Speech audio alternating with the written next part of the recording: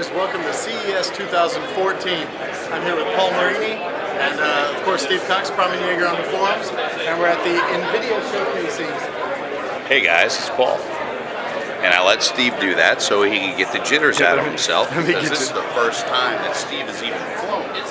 But in any case, we're over here at the Nvidia press conference for CES 2014. This is going to be the kickoff party of the year and the kickoff press conference. So what we're going to do is we're going to go ahead and walk around a little bit and just take a look at the reception itself. Then we're going to have some coverage for you. When we get inside, there might be something new announced, so keep tuned. Hey everybody, it's Paul. We just came out of the Nvidia press conference, but of course you're watching this before we actually show you everything that we saw. But this is what we saw. We saw Nvidia Grid. If you know about Grid, that means streaming a game from anywhere in the world. You could have a server in France, you could be in Florida where I live, and you can stream a game that you don't have to download with low latencies and play it on your Nvidia Shield. Not only that, we also talked about Gamestream. Game streaming is game streaming to your Shield from your computer and playing it as a console on a full HD TV. The next thing that we saw is going to revolutionize mobile gaming 100%. 192 cores, Tegra K1. It's going to bring DirectX 11 into mobile gaming. So you got a pad, you got a tablet, you got an app, you got it on your system. And this is all from Nvidia. The next thing we talked about, and we saw that Jensen talked about, is Nvidia in your car. Right now it's only in about 3 models, but pretty soon it's going to be in over 40 models. Everything based on Android systems. We're going Android, Nvidia is going Android. Why don't you watch the videos? Make sure you check out Wolverine in all the videos. We'll be back. A new announcement. Happy New Year! It's great to see all of you guys. First of all, I want to welcome all of the international press that traveled a long way to be here. I want to thank all of our guests who made a special trip to come see us today. It's great to have you, Ricky. Welcome to NVIDIA's press conference. You know that NVIDIA is singularly focused in one area called visual computing. We've probably made more contribution to this one field in the last decade than all of the companies in this industry combined over the years. In the last several years, we've dedicated ourselves in 4 major directions associated with visual computing. The relentless pursuit of photorealism, making the GPU ever more programmable so that it can be used for more and more applications, extending the reach of virtual computing into mobile computing, and virtualizing the GPU so that we can put it in the cloud. Today I want to show you the progress that we've made in each of these directions. And I'm going to show it to you really in the context of 3 things. 1, games. 2, chips. And what we've all been coming to love about CES, cars. Games, chips, and cars. So let's get started. I've got a lot of things to show you. Now before I start, I have to confess, I'm a little under the weather. So imagine that this is a force field. Don't anybody get too close.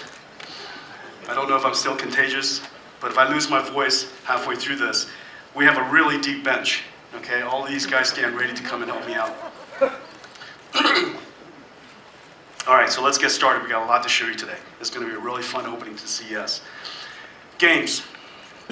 Next generation gaming has started. So has next generation PC gaming. For NVIDIA, PC gaming starts with GeForce. It is the heart and soul of PC gaming today. Not only is it the most advanced and most powerful GPU in the world,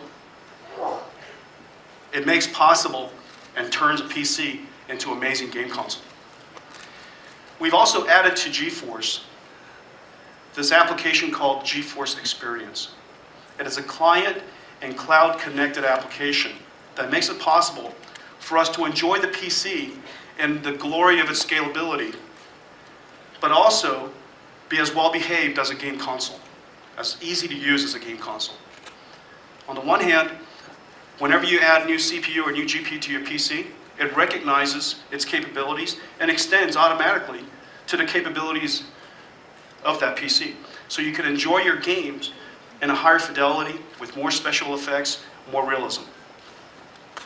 However, if your PC is not as capable, because of all the hard work we've done in the back rooms, and because of the cloud-connected applications, it self-detects and reconfigures the game so that you can enjoy it at the best possible frame rate. GeForce Experience has been downloaded over 20 million times. Gamers all over the world are really enjoying the benefits of GeForce Experience. That is the core of Nvidia's PC gaming strategy, but that's not the end of it. Over the last couple of years, you've seen us extend the capability of the PC so that you can enjoy the wonderful graphics on any display that you like. We invented a technology called Gamestream. Gamestream is about streaming real-time computer graphics. Unlike YouTube, because computer graphics is interactive, there's very little time for you to control, change, recompute the scene, and have the scene returned back to you. You have very little time to do that and still be convincing that you're controlling the application yourself. The latency is of vital importance. So the concept of buffering is really not applicable to Gamestream. Uh-oh, I feel like my voice is starting to go. That was 3 sentences, I think. All right. Could I have the water? Oh, thanks. This is good. Thank you. We're just with a bunch of friends. They're okay.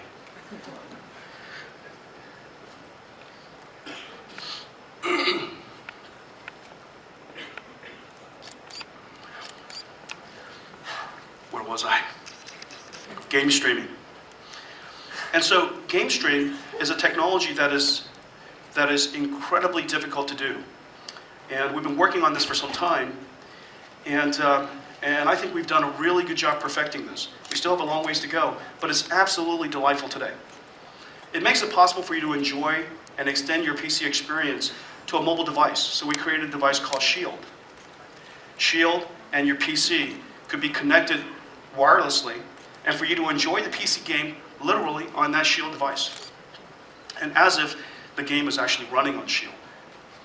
Using Shield in a game console mode, with its lid closed, you can connect it to a 4K television and stream 1080p 60 Hz video game right to the television. And you can now enjoy your PC on the television, as if the game console, as if the PC is directly connected to your game console, to your television. And then of course, because people like to share their greatest moments in games today, it's now possible for you to capture your gameplay and stream it to a service like Twitch. Twitch is the leading game broadcasting service in America. About 300 million gamers watch video games, watch other people play video games on the internet today. And about 40 million of them watch Twitch video games each month. It is now possible with your GeForce to capture your game, stream it right directly to Twitch without it affecting your frame rate at all. Really, really wonderful capability. So Gamestream makes it possible for us to capture your game, stream it, and for you to enjoy it remotely. So why don't we show it to you? Show you where we are with Gamestream technology. Sean, come on up and let's show them what we've got. So let me first explain the setup.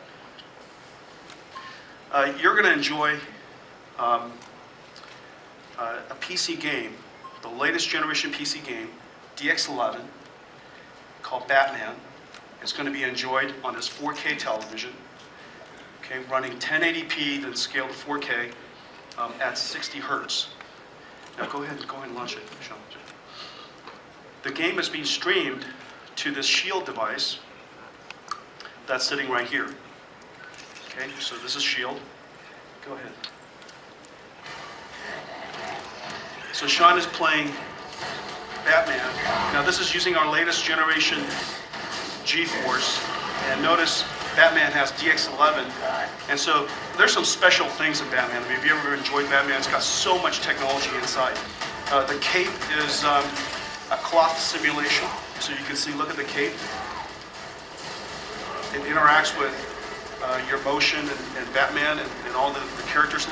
When the helicopter flew over it, the cape was being blown around.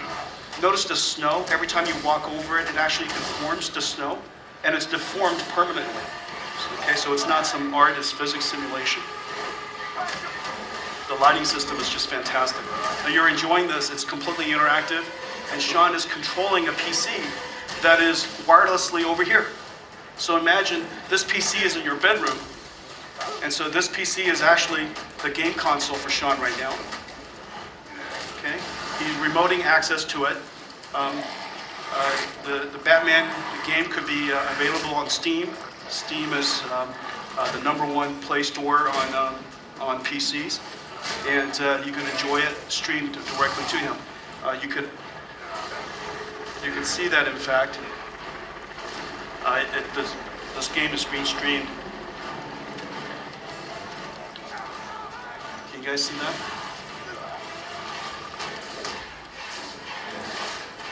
And the two screens are perfectly synchronized, as if there's no latency whatsoever. It feels just like I'm at my gaming PC. So I can instead of plugging my giant gaming PC into my living room, I can enjoy the same experience in front of my TV. So for some people who enjoys game consoles, they can obviously connect a game console to their TV.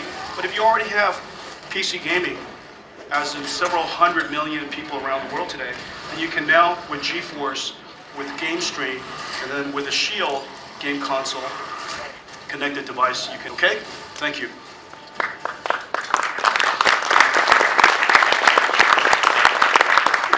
Now, Sean, that Shield was connected over gigabit Ethernet, right? And it's streaming 1080p at 60 hertz.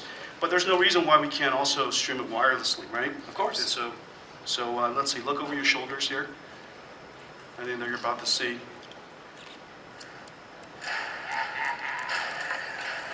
You guys see that? All right. So this is the same game, Batman. He can pick up where he left off. Now he's enjoying it on his portable device. This video game, of course, is unlike anything that's even remotely possible today on a mobile device, and now he can enjoy it in his handheld and his Shield. Now, this is being streamed at 720p, and this is the amazing thing. Now, if he's at home, Sean could surely stream from his PC. Excuse me, right there. Okay, that's obviously something that's relatively easy for us to do.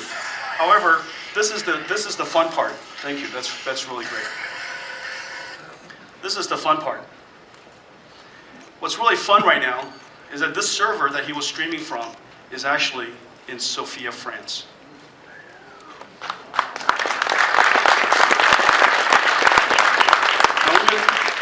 What we've shown you here is the grid virtualized GPU server with the ability to serve, of course, games to hundreds of people at a time. Game streaming all the way across the ocean, 6,000 miles across the ocean, which in the speed of light is about 30 milliseconds. So the round trip delay, when Sean presses punch, the punch command goes 30 milliseconds across the ocean. It gets processed in the grid server. The frame is captured, compressed, and game streamed back 30 milliseconds later, back to the Shield device. Now, for it to be completely interactive, and because we can notice anything about 200 milliseconds of latency, just imagine how little time we wasted to send the commands, to go through the servers, of course, all the different hops in the routers and such, to compress, to render the frame, compress the frame, and stream it all back. Okay? So that's game streaming. want to talk about G-Sync. G-Sync is the latest buzz.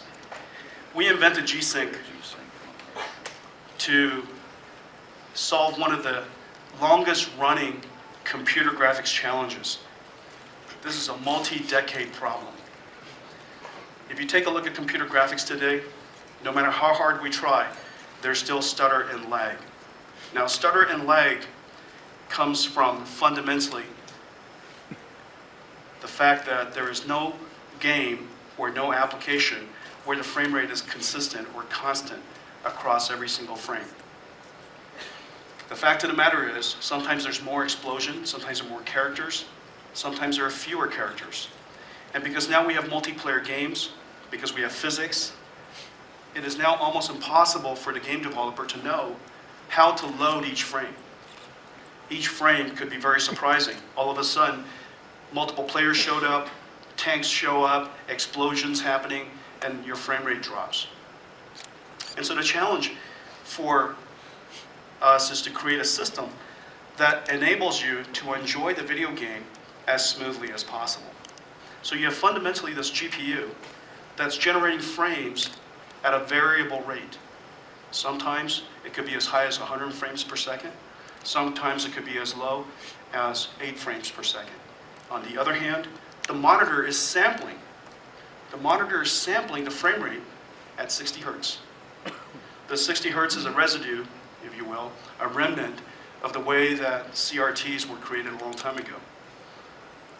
We said to ourselves, why do we have to be governed by this historical architecture between the GPU and the monitor? So we decided to create something fundamentally different. And the idea is relatively simple. Instead of having two systems that are autonomous to each other, we should synchronize to the source of the frame generation. The GPU is generating the frame.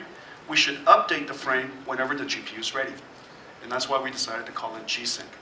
Now, before let us do this. Let us show you now these different methods of synchronization. I'll explain some more in just a second. And so, Tom, let's go ahead and start.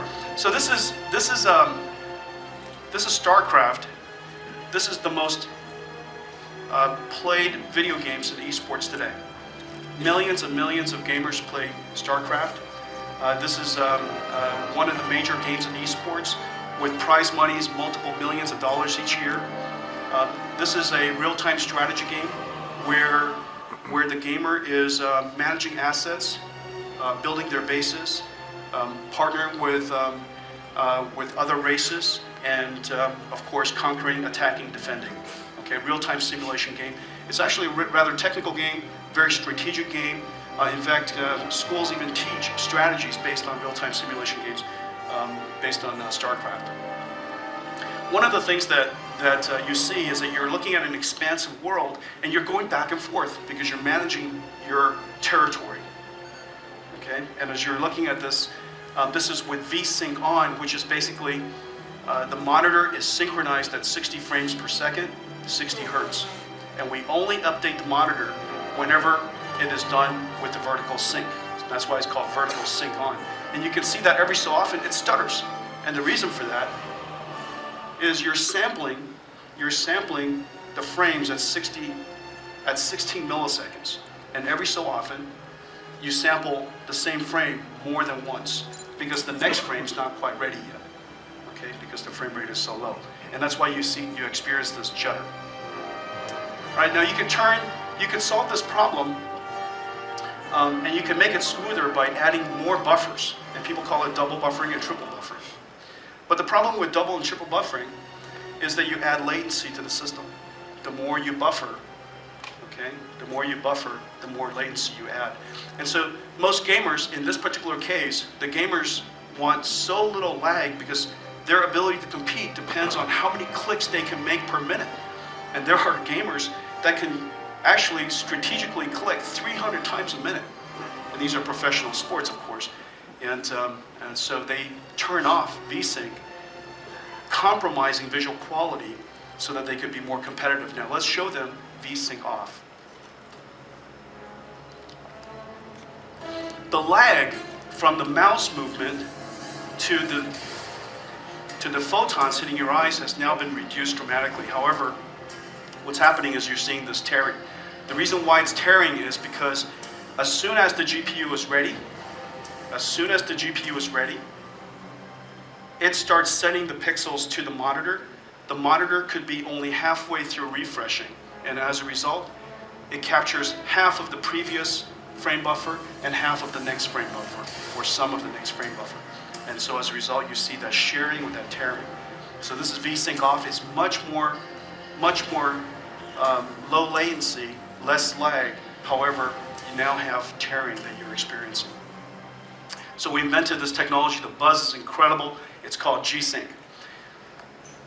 Okay, let's go to G-Sync. Can you guys see that?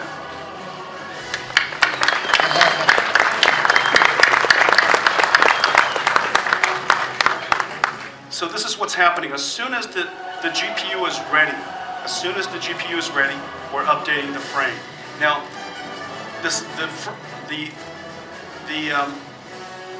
the notion of tearing is gone, but the lag is still incredibly low. As a result, you don't see the stuttering that usually comes with V-Sync on, and you don't see the tearing that comes with V-Sync off. Now, the buzz is incredibly high because we've been living with stuttering and lag for so long. John Carmack, who's the founder of id, says that this is once you've experienced this, you can't go back. And Tim Sweeney over at Epic said that this is as big of a deal as the first time he used iPhone. So people are really, really excited about this. In fact, we took it to a game conference recently, the StarCraft Red Bull Battlegrounds conference, and let's hear what they said about it.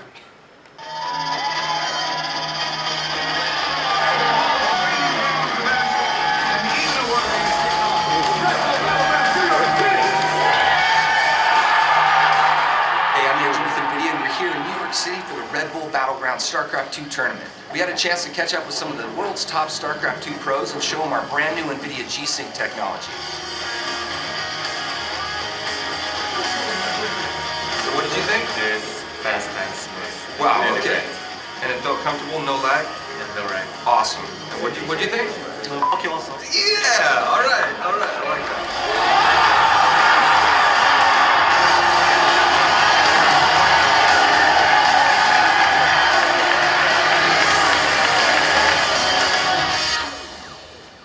Esports. Now that gamer, his name is SK Party. He is the world champion of StarCraft, and each year him and his team take home hundreds of thousands of dollars of prize winnings. Okay, so G-Sync, revolutionary new display technology. We're really, really excited about it. It's going to be available in Q2 from just about every monitor maker who target the gamers. Really excited about G-Sync. If you get a chance, I really urge you to take a look at it at our booth, and I think that we're going to have it available for you to take a look at. It is undoubtedly the single most disruptive force in computing in the last 20 years. Whether you're a large company in any industry, or a small startup trying to build any new gadget, the Android operating system is the most accessible and the most capable operating system you can get your hands on. It's open source. No wonder the computing revolution in China took off on the backs of the Android operating system and is now the fastest growing mobile computing market in the world. Android started out in the phone industry, completely disrupted the phone market. Then it worked its way into tablets. But that's not where it's going to end. Because it's an operating system that's free to all. Because it's an operating system that allows every company, every country, every industry to freely innovate. And because it is a virtually complete operating system, by virtue of the fact that so many of us made contributions to it. There are more engineers working on Android. There are more engineers working around the world in the Android ecosystem than any ecosystem today. And so it stands to reason that the positive feedback system is going to fuel its disruption. At this point, it's kind of hard to imagine stopping it. But it's wonderful for the world. When we think about building Tegra, our mobile processor, we think about what we can do to take the Android operating system, in combination, take it into new markets. Markets where our expertise can especially serve. Markets where visual computing matters. We started out by building the Tegra 2, the world's first dual-core processor. At the time, people asked us, why would you need a dual-core processor? Then we took that to Tegra 3, the world's first quad-core processor. People asked us why we needed a quad-core processor. And it's all very clear now that in a mobile environment, in a mobile context, there are more and more activities that are happening simultaneously. So the question is, where do we go from here? Now there's some new industries that I think Android will continue to advance into and make a contribution to. One of them, of course, is television. That one's a foregone conclusion. It's not if, it's simply when. 4K televisions are coming, smart televisions are coming. It stands to reason that Android's going to be a very important factor in that. Consoles.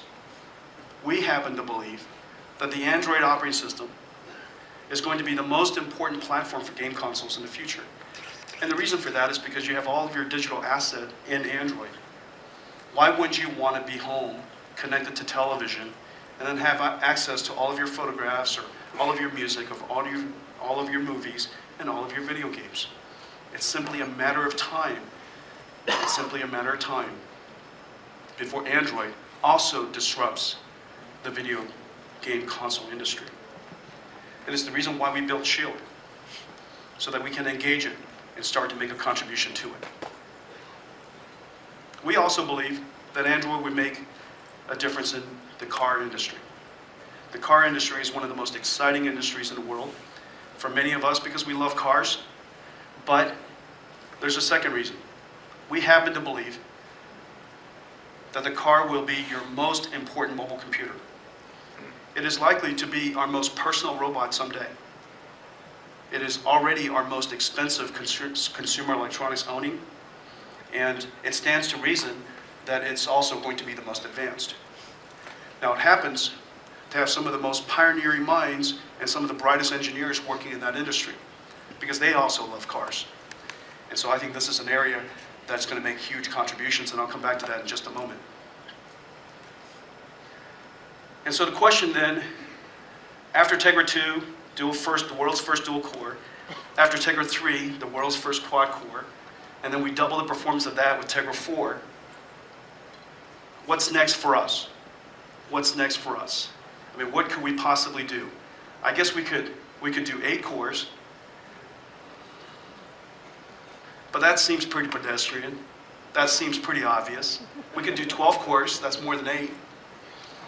However, I think that maybe we could do better than that. What we decided to do was we decided to make Tegra K1 the world's first 192 core processor.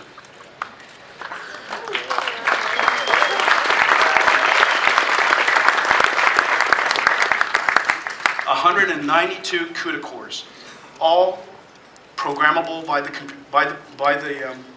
programs, all fully programmable, all massively parallel. And this is the first GPU. The reason why we decided to call it Tegra K1 is because this is the first GPU that took a vast jump from the previous generation, because it's based on the Kepler architecture. As many of you know, Kepler is the most successful GPU architecture that we have ever created, and it's the most important GPU architecture the industry had ever known. This architecture, because it is so energy efficient, has made it possible, and so programmable, has made it possible for us to extend the GPU from not just desktop computers to workstations, but all the way into the cloud with Grid, and into supercomputers with Tesla. One singular architecture, all compatible, is now able to span computing from a few watts all the way to megawatts, from 192 cores all the way to 36 million cores running our nation's fastest supercomputer, all based on the exact same architecture called Kepler. So we're really, really excited today that with Tegra, we've bridged the gap. We've brought mobile computing to the same level as desktop computing. And the soul of Tesla to the Tegra family. We've brought the heart of GeForce and the soul of Tesla to mobile computing. And we're really excited about that. Now, what's the benefit? What's the benefit of that? Well, the first benefit is solving, in fact, a very significant problem for game developers. If you take a look at game development today, just as you saw with Batman, the production value is incredible. It's completely cinematic. It's cinematic and also interactive at the same time. The computer graphics is cinematic. The experience is cinematic. The story has to be sufficiently broad and large and large in scope that you can actually enjoy the video game for 8 hours at a time, 10 hours at a time, 20 hours at a time. So there's enormous depth to the video games. And it stands to reason, with so much artistic contribution and so much technical contribution, that the production value, the production cost would be so high.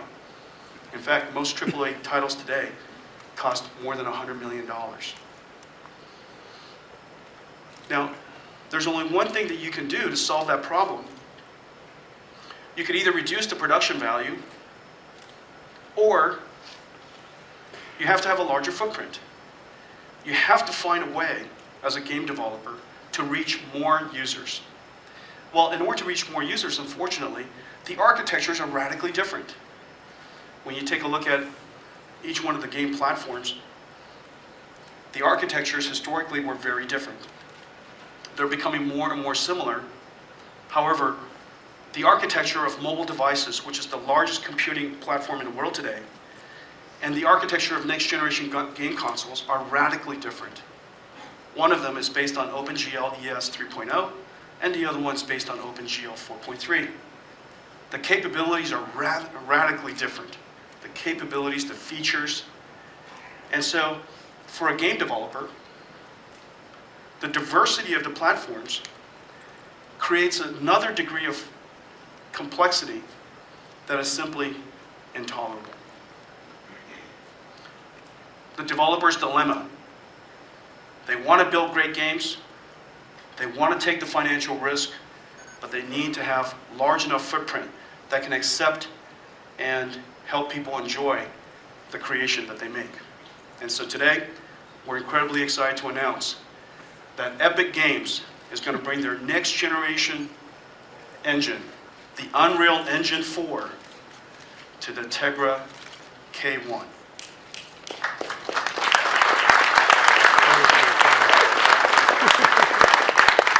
And Tim is a man of few words, for all of you guys who know Tim. And he has the highest expectations. We've been working with Tim now for 20 years. He has the highest expectations of anybody in the game industry. And he says it so cleanly. He says we can take absolutely anything that runs on PC or high-end console and run it on Tegra now. I didn't think that we'd be at this level on mobile for another 3 or 4 years. Now let's take a look at what he meant by that. So if you look at this is Unreal Engine 3. This is the last generation game console.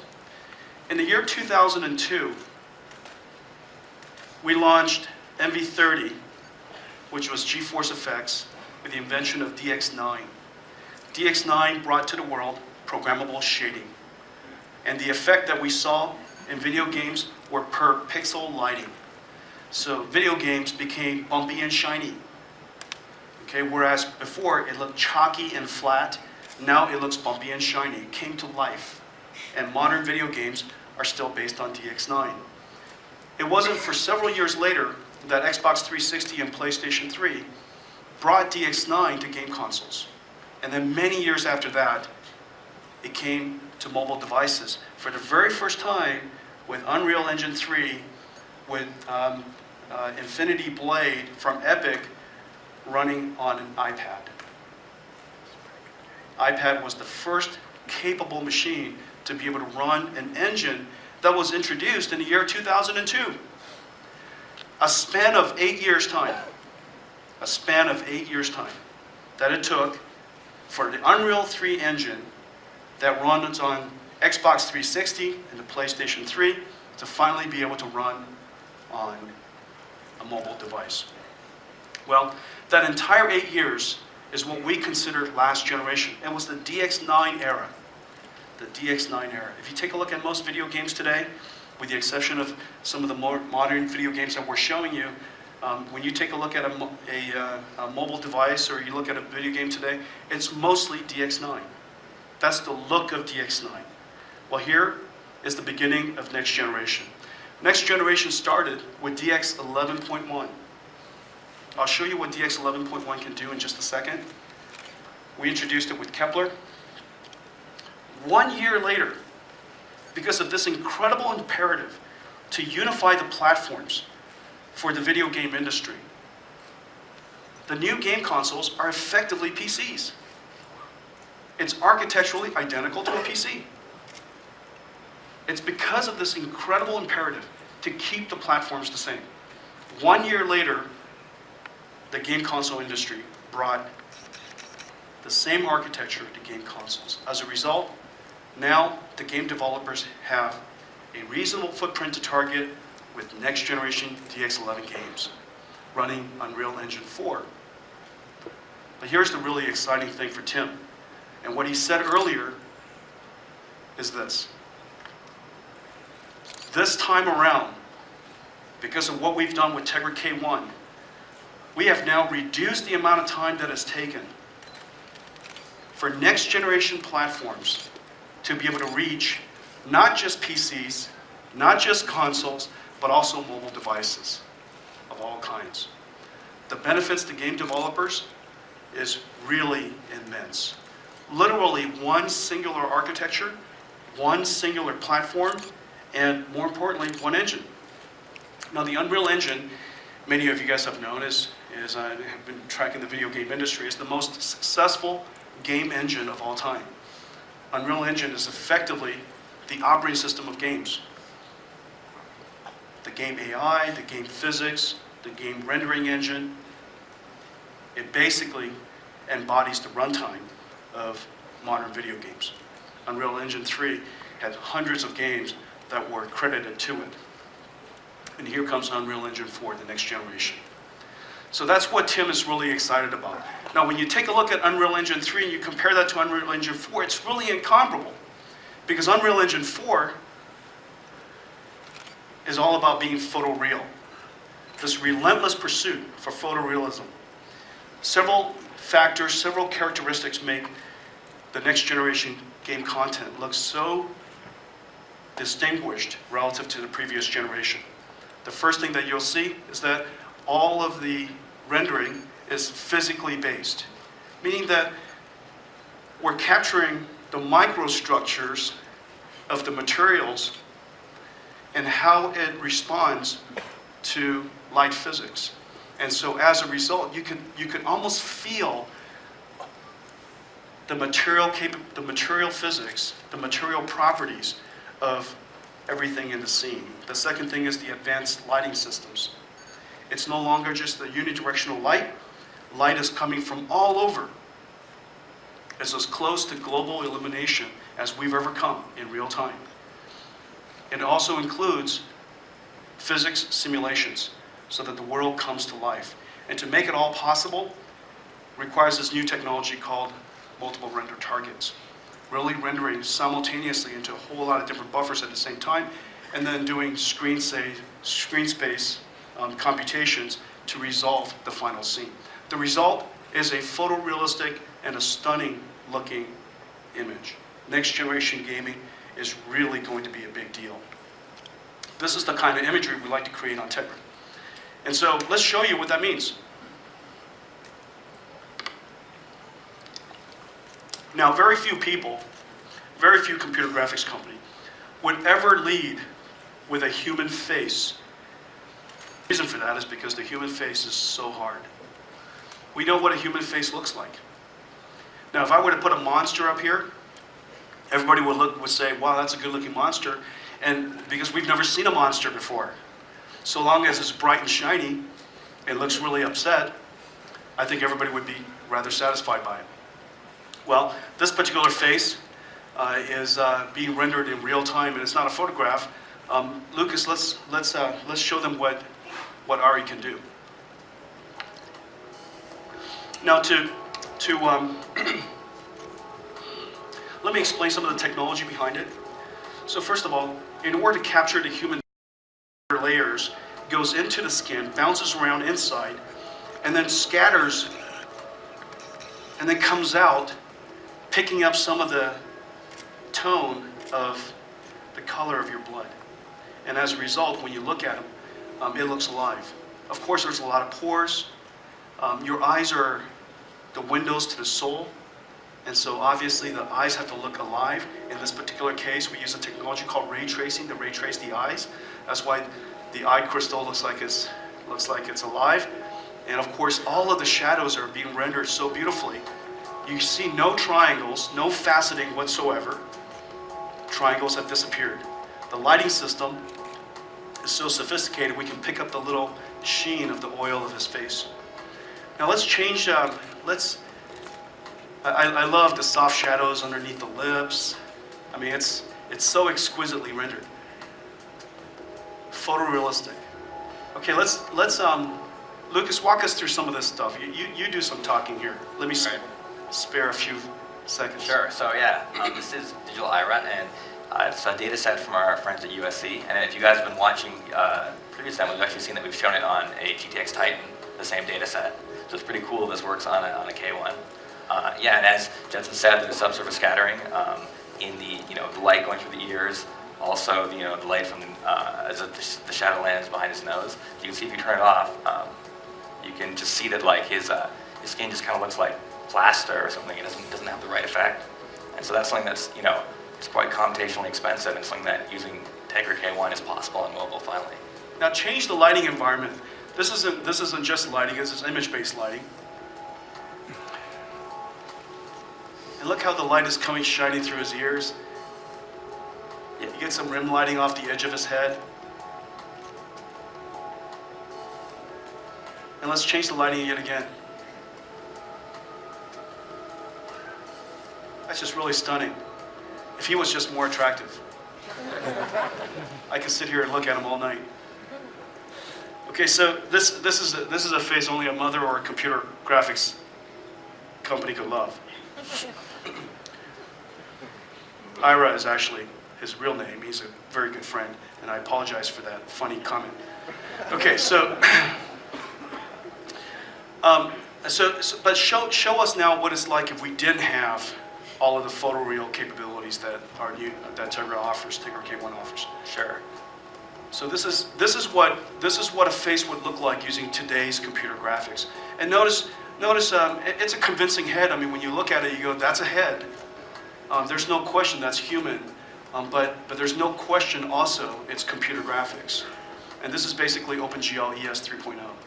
Okay? All right, that's fantastic. Let's show them something else. Let's show them something else. All right, so this is, we want to do something that is a big world, and this is something that Lucas did.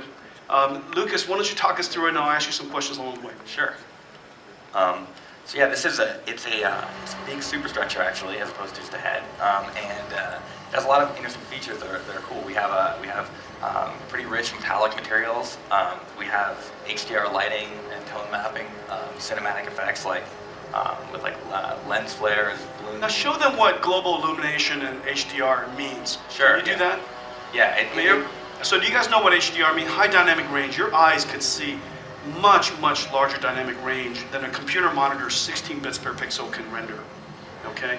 And so the way that we solve this problem, is we render to a much larger dynamic range inside the graphics processor. Okay? Then we do essentially a tone map, a histogram of all of the tones in the scene. And we figure out where the tones are, and we remap that tone into a smaller color space. And as a result, we retain the large distributions of the large contrasts. The deep darks and the bright whites are retained, but we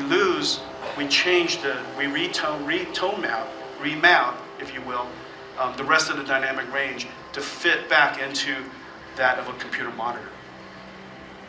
And you can see that as you go down, so like behind this building, as you see that it's pretty dark, right? But then as you zoom in and you cover up, the sky, which is very bright, you start to see more detail that's in the previous dark area, like when your eyes adapt, to the brightness of the scene. But then as you go up and you expose more of the sun, you'll see that it also, it adjusts to allow you to see the sky, which, relative to the back of the building is very bright.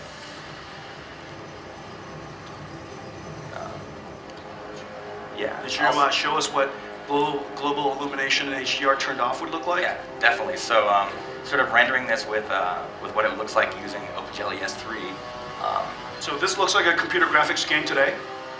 Yeah, I mean, right? Yeah. Not with this many geometry. I mean, this is still rich with polygons, but without global illumination, without high dynamic range, this is what your games would look like. And let's turn it back on. It's almost unbearable to watch. Okay, so that's special effects, but the world is not always so peaceful, right? I mean, sometimes there's astronomical events. That's true. I mean, you know what? S could happen, right? Yeah. Oh my goodness. So we have a pretty cool bullet time effect here, where you can sort of pan around and see all the volumetric, explosions, particles, debris. We're using compute shaders to compute, the movement of things and the particle effects that happen. And so what's happening here is that Lucas is using the Tegra K1's 192 parallel cores to do physics processing. This is the same physics processing that supercomputers use for fluid dynamics, for nanomolecular dynamics, for particle simulations, for astrophysics. It's exactly the same architecture, exactly the same type of program. Now it's running on 192 cores on the Tegra K1.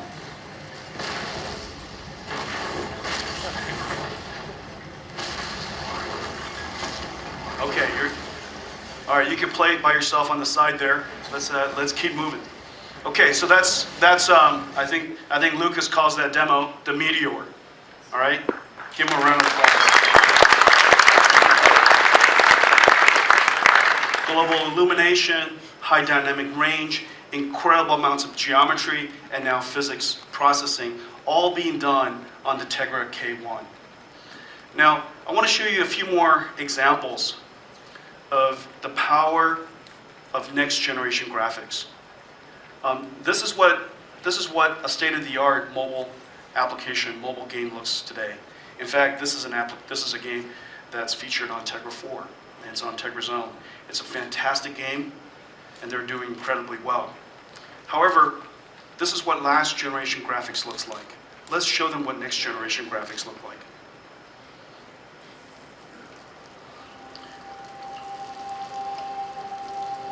Now let's just kind of take this in a little bit. This particular image, notice the trash can? You see no triangles whatsoever. All the faceting is gone. The detail is so exquisite that when the light shines on it, it looks perfectly smooth. All the shadows are soft. It seems like light is coming from all over. It's being lit. The scene is being lit in darkness. There isn't one particular light. Wow, that is really sexy, guys. There you have it, ladies and gentlemen. Tegra K1 with dual-core Denver 64-bit ARM CPU.